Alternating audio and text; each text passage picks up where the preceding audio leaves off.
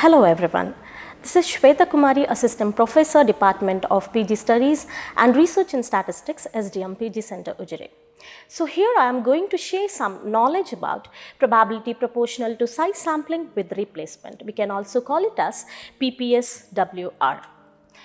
So the method of simple random sampling, that is SRS, for selection of sample from the population is useful when the units do not vary much in size, that is same in size.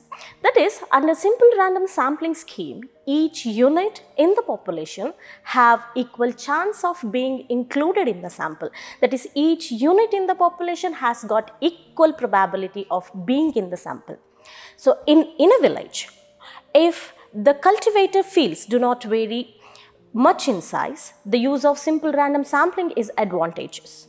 But in real life situations, the units vary considerably in size. So there are many cases or situations wherein sampling from finite population values of some auxiliary characteristics, which is closely related to the characteristics under study, is available for all the units in the population. Just like we'll consider a case like you have an orchard. So there are 10 different orchards are there. In 10 different orchards, there are in each of the orchards there are the number of trees in each of the orchards are different. So now the yield from each of the orchards will be depending on the number of trees available in those orchards. So this is what an auxiliary characteristic which is denoted by X. So here in our case the number of trees will be the auxiliary variable and the characteristics under study which is denoted by Y, in our case the yield from each of the orchard.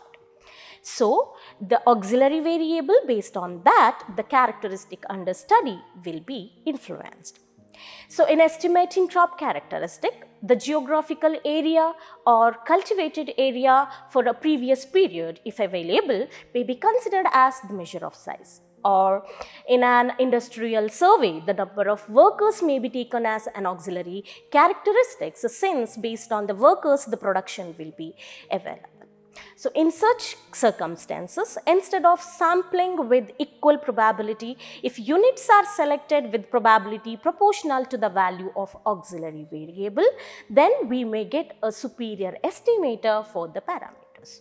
So this type of sampling is called unequal probability sampling or varying probability sampling. All the villages in a district may not be of same size. Some may be very small, some may be large, or some may be very large. So in such situations, simple random sampling will not be able to make distinction between them, and all the units will have the same probability of selection. So an ideal situations would be to assign probabilities proportional to their size. So the larger unit are expected to make greater contribution to the population total. So a sample so selected is likely to provide a more efficient estimate of the population total.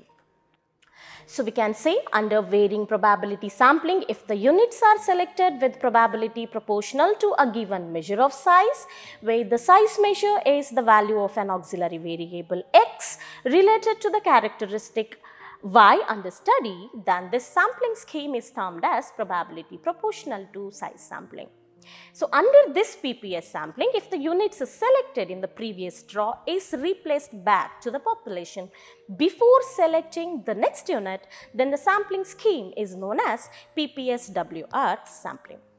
So the next is probability of choosing the ith population unit. In a simple random sampling as well, we know that the choosing a unit from the population will have the probability which is 1 by n. So here also it has some probability. What it is, let us know.